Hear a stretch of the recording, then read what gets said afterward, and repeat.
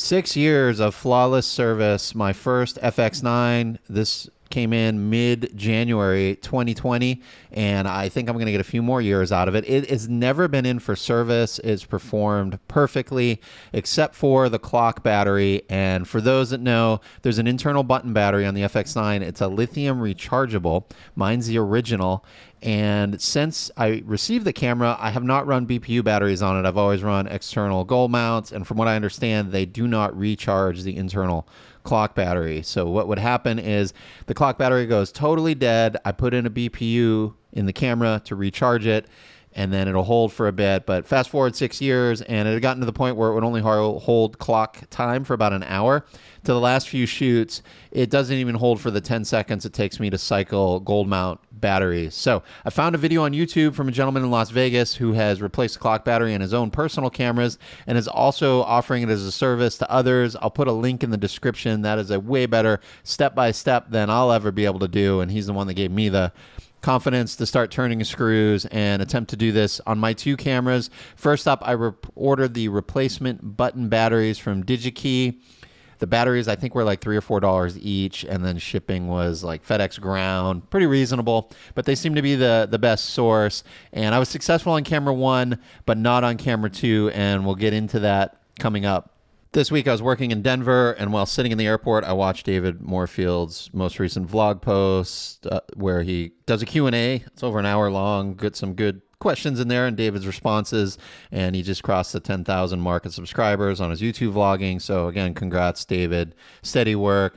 I was happy and impressed to hear that he's booking pretty consistently new business off of leads that come from viewers of his YouTube vlog.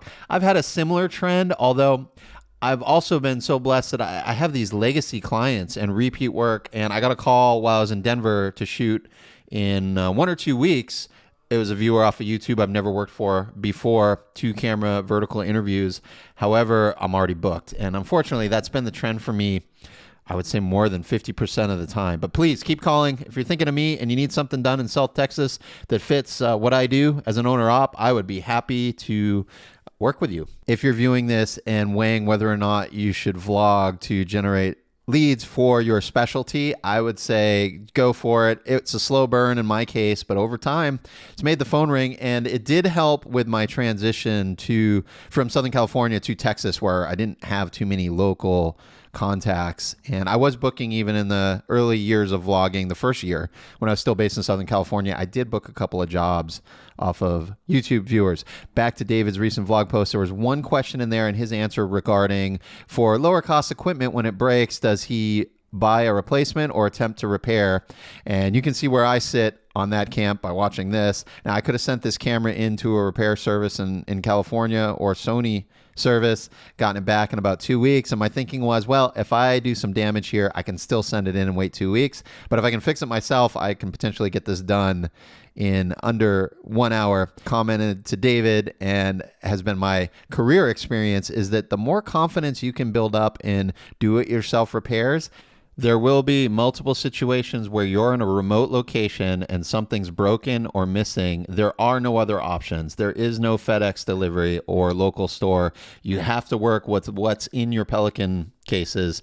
And I've done some critical repairs in the field, including resoldering a boom mic connector while on a ship out at sea because I brought a small soldering iron. Exterior magic hour shot on a Steadicam, and there was a bad cable, caused a short. Fuse blew in the sled for one of the accessories that was critical to getting our shot as the sun is dropping.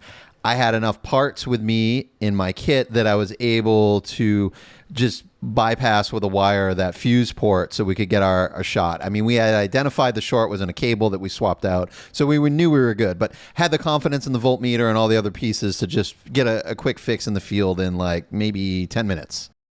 Moving on to camera 2, much faster, but I also got a little too overconfident and aggressive trying to remove the button battery from the PCB.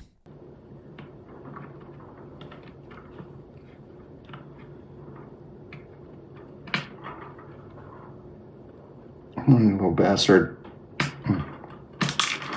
Shit. Instead of the battery coming out of the little carriage, it sheared right off the... Oh, your You're screwed. And there's no visible metal. There's no copper. No, you ripped off the copper. Yeah, I see that. Yeah, I see it stuck in there. Yeah. So they have that board on eBay, but that's a whole bunch of ribbon cables and. All right, learn from my mistakes. First of all, wrong tool. That little pry tool I was using was a little bit too wide for the diameter of that battery tray.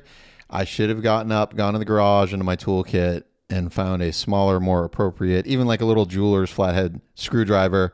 I ordered the board, $115, free shipping if you buy it directly off the site. Video One Repair replaced the main board on my FX3 last year. They did a great job. I've used them in the past for other repairs as well. It arrived USPS in about a week.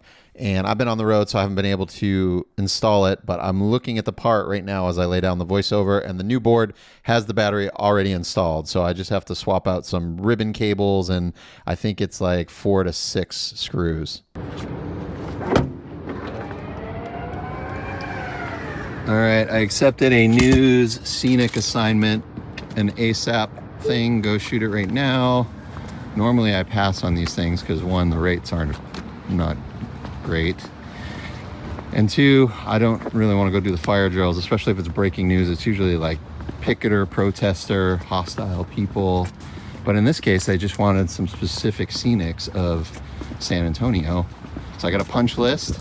We're gonna try to knock it out. They had requested if we could get daytime and a few nighttime, so it's like 5:30 right now. So my thinking is we'll shoot for a little bit. It's also 97 degrees, and then we'll get dinner. That gives it time to get dark, and then we'll shoot some nighttime stuff.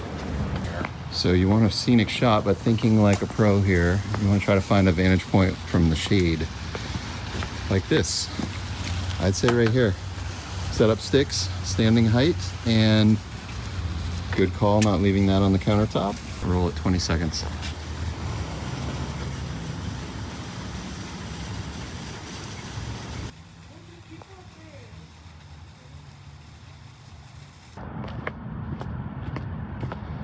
One suggestion I make for you for efficiency is I would extend the legs as close as you can get to working length and just throw them in the car that way. Yeah. That way you can get each shot off quicker, more quicker.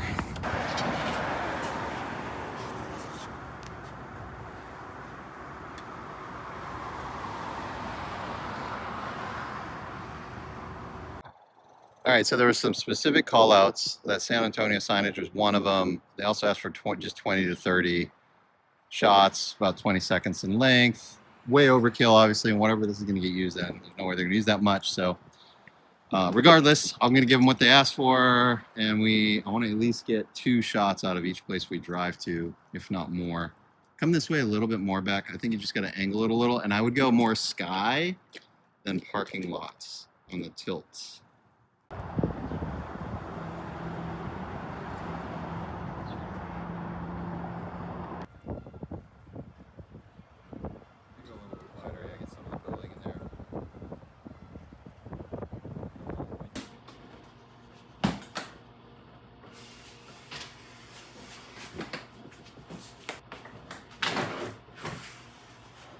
All right, it's time for my annual multi-city airline travel, shooting the roll-in packages for an award show, just interviews and B-roll.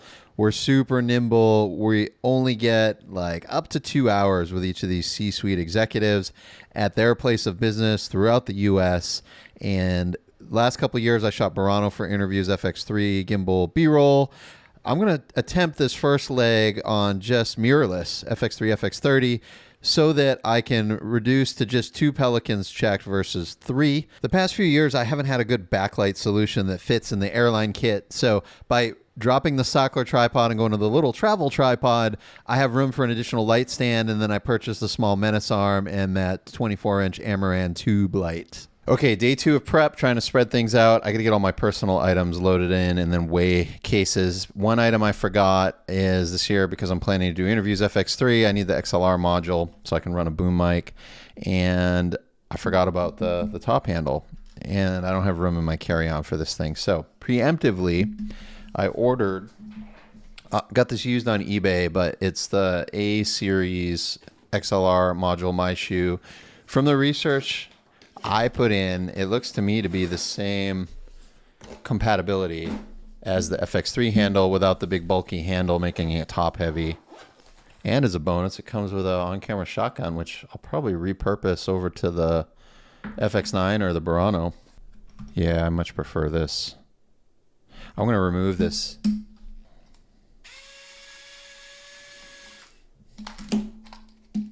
Out of extreme paranoia, condenser mic check with the actual mic we'll use on the show. Boom on a stand.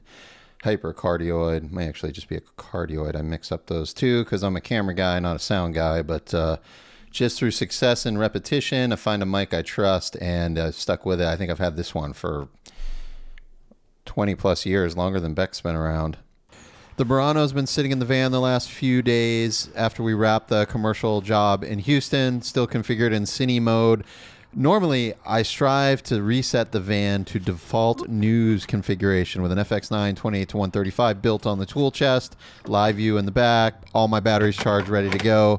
In this instance, I did recharge all my batteries, but because I had the two FX9s on the workbench for new clock batteries, I left the Burano in the van. And now that I'm going to get on an airplane, flying out and back multiple times over the next 6 weeks, first, I want to make sure the van is fully back to default position. So if, like what happened last year when I was on this travel show, I flew home and immediately jumped on a news job that went over a week. And the only reason I got off of that story that would have kept me on is because I had to get on an airplane, go back to California to resume on the awards show.